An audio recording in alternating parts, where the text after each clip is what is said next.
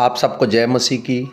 आज तारीख है 13/12/2025 और हम शाम का वचन पढ़ेंगे। हम पढ़ेंगे होशे की पुस्तक में से उसका 12, 13 और 14 अध्याय। एप्रेम पानी पीटता और पुरवाई का पीछा करता रहता है। वह लगातार झूठ और उत्पात को बढ़ाता रहता है। वे आशूर के साथ वाचा बांधते और मिस्र में तेल भेजते हैं। यहूदा के साथ भी यहोवा का मुकदमा है और वह याकूब को उसके चाल चलन के अनुसार दंड देगा। उसके कामों के अनुसार वह उसको बदला देगा। अपनी माता की कोख ही में उसने अपने भाई को अड़ंगा मारा और बड़ा होकर वह परमेश्वर के साथ लड़ा। वह दूत से लड़ा और जीत भी गया। वह रोया और उससे गिड़गिड़ाकर विनती की। बेतेल में वह उसको मिला और वहीं उसने हमको बातें की। यहोवा सेनाओं का परमेश्वर, जिसका स्मरण यहोवा नाम से होता है, इसलिए तू अपने परमेश्वर की ओर फिर कृपा और न्याय के काम करता रहे और अपने परमेश्वर की बाट निरंतर जोता रहे। वह व्यापारी है और उसके हाथ में छल का तराजू है। अंधेर करना ही उसको भाता है। एप्रेम कहता है, मैं धनी हो गया, मैंने संपत्ति प्राप्त की है। मेरे किसी काम में ऐसा अधर्म नहीं पाया गया जिससे पाप लगे। मैं यहोवा मिस्र देश ही से तेरा परमेश्वर हूँ। मैं फिर तुझे तंबुओं में ऐसा बसाऊंगा जैसे नियत पर्वों के दिनों में हुआ करता है। मैंने भविष्यवक्ताओं के द्वारा बातें की और बार बार दर्शन देता रहा और भविष्यवक्ताओं के द्वारा दुष्टांत कहता आया हूँ। क्या गिलाद कुकर्मी नहीं? वे पूरे छली हो गए हैं।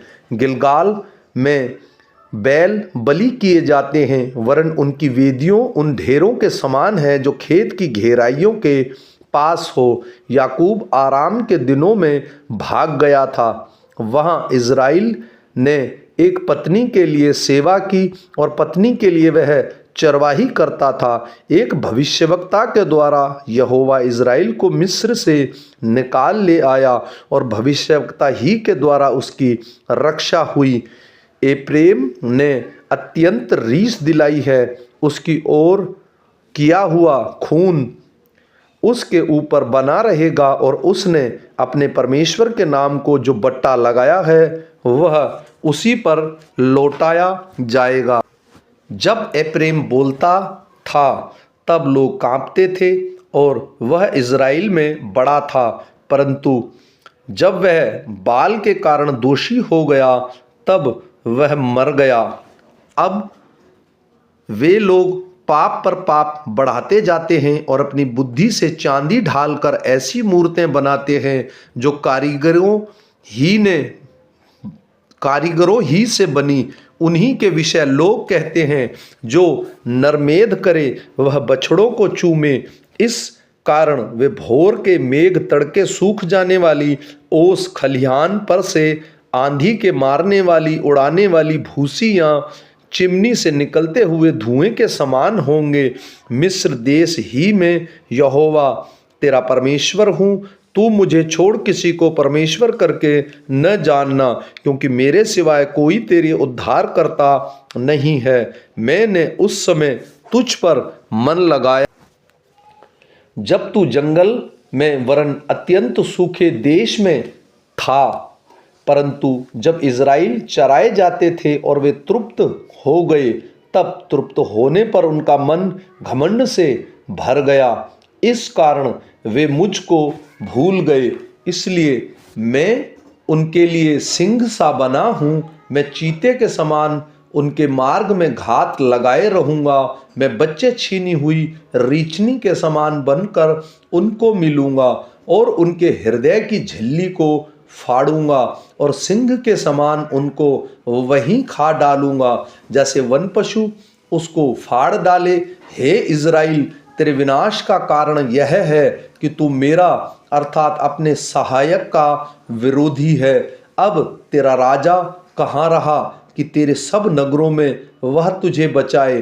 तेरे न्यायी कहाँ रहे जिनके विषय में तूने कहा था, मेरे लिए राजा और हाकिम ठहरा दे? मैंने क्रोध में आकर तेरे लिए राजा बनाए और फिर जलजलाहट में आकर उनको हटा भी दिया। ये प्रेम का अधर्म गठा हुआ है, उसका पाप संचय किया हुआ है, उसको जच्चा की सी पीड़ाएं उठेंगी। परंतु वह निर्बुद्धि लड़का है जो जन्म लेने में देर करता है, मैं उसको अर्धलोक के वश से छुड़ा लूंगा और मृत्यु को उसको छुटकारा दूंगा। हे मृत्यु, तेरे मारने की शक्ति कहाँ रही? हे अर्धलोक, तेरे नष्ट करने की शक्ति कहाँ रही? मैं फिर कभी नहीं पछताऊंगा, चाहे वह अपने भाइयों से अधिक फूले फले तो भी पुरवाई उस पर चलेगी और यहोवा की ओर से मरुस्थल से आएगी और उसका कुंड सूखेगा और उसका सोता निर्जल हो जाएगा। उसकी रखी हुई सब मनभावनी वस्तुएं वह लूट ले जाएगा। सामरिया दोषी ठहरेगा क्योंकि उसने अपने परमेश्वर से बलवा किया है। वे तलवार से मारे जाएंगे, उनके बच्चे पटके जाएंगे और उनकी गर्भवती स्त्रियां चीर डाली जाएंगी। हे इज़राइल, अपने परमेश्वर यहोवा के पास लौट आ, क्योंकि तूने अपने अधर्म के कारण ठोकर खाई है। बातें सीख कर और यहोवा की ओर लौटकर उससे कह, सब अधर्म दूर कर, अनुग्रह से हमको ग्रहण कर, तब हम धन्यवाद रूपी बलि चढ़ाएंगे। आशूर हमारा उद्धार न करेगा, हम घोड़े पर सवार न होंगे और न हम फिर अपनी बनाई हुई वस्तुओं से कहेंगे, तुम हमारे ईश्वर हो, क्योंकि अनाथ पर तू ही दया करता है। मैं उनके भटक जाने की आदत को दूर करूंगा, मैं सेंत में उनसे प्रेम करूंगा, क्योंकि मेरा क्रोध उन पर से उतर गया है। मैं इज़राइल के लिए ओस के समान होऊंगा, वह सोसन के समान फूले फलेगा और लबानोन के समान जड़ पकड़ेगा। उसकी जड़ से पौधे फूट कर निकलेंगे, उसको शोभा जैतून सी और उसकी सुगंध लबानोन की सी होगी। जो उसकी छाया में बैठेंगे वे अन्न के समान बढ़ेंगे, वे दाखलता के समान फूले फलेंगे और उनकी कीर्ति लबानोन के दाखमधु की सी होगी। ए प्रेम कहेगा, मूर्तों से अब मेरा क्या काम? मैं उनकी सुनकर उन पर दृष्टि बनाए रखूंगा। मैं हरे सोनावर सा हूँ, मुझसे तो फल पाया करेगा। जो बुद्धिमान हो वही इन बातों को समझेगा, जो प्रावीण हो वही इन्हें बूझ सकेगा, क्योंकि यहोवा के मार्ग सीधे हैं और धर्म उनमें चलते रहेंगे, परंतु अपराधी उनमें ठोकर खाकर गिरेंगे। आमीन।